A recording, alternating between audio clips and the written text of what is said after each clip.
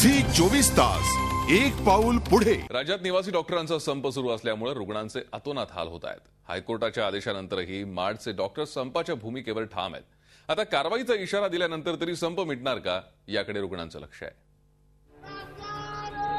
राज्यातले प्राध्यापक आणि व्यापाऱ्यांना संपाचा फीवर चढला असताना आता त्याच विषाणूंची लागण राज्यातल्या निवासी डॉक्टरांनाही झाली आहे। मार्डनं संप मागे घ्यावा असे आदेश हायकोर्टानं देऊन सुद्धा निवासी डॉक्टरांनी आपला हट्ट सोडलेला नाही।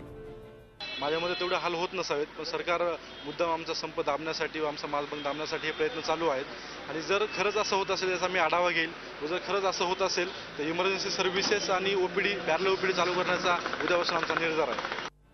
ज्युनियर रेसिडेन्शियल डॉक्टरांसाठी पहिल्या वर्षाचा पगार 30,800 रुपये आहे, दुसऱ्या वर्षासाठी 31,200 रुपये तर तिसऱ्या वर्षासाठी 31,400 रुपये आहे। डॉक्टरांचं सध्याचं मूळ विद्यावेतन 6,600 रुपये असून ते 15,700 करावं अशी मार्डची मागणी आहे। त्यासोबतच ओबीसी स्कॉलरशिप पुन्हा सुरू करावी, डॉक्टरांना पुरेशी सुरक्षा द्यावी, पोस्ट ग्रॅज्युएशन फी मध्ये वर्षाला 10% वाढ करणं थांबवावं, सरकारी बॉन्डमधील त्रुटी कमी कराव्यात आणि सेंट्रल रेसिडेन्सी स्कीम लागू करावी अशा डॉक्टरांच्या मागण्या आहेत। या संपामुळे रुग्णांचे मात्र अतोनात हाल होत आहेत। ते केस पेपरच्या डेट आहे तिथे पण बंद आहे। ते काय बोलतात, तुम्ही तुमच्या तिकडे जा ओपीडी मध्ये आणि तिथे तुम्ही डॉक्टरांना भेटा। तर डॉक्टरांना भेटून 3-4 वेळा राऊंड मारून झाले, पण एक काही सरळ उत्तर भेटत नाही आम्हाला। सगळे काय बोलता, संप आहे नुसता संपत चालले। ते गेले डोळ्याचे डॉक्टरकडे गेले तर ते बोलले की डॉक्टर येणार, पण त्याची गॅरंटी नाही येणार की नाही, तुम्ही बसून राहा, डॉक्टर आला की तुम्हाला बोलवणार। आणि एक सुद्धा असं सिस्टर किंवा कोण नाही मिळत की हा की डोळ्याचं चेक करण्यासाठी पाहिजे असं कोणी नाही मिळत। काम करणारे 4-5 जण मध्ये बसलेलं आणखीन कोणी नाही।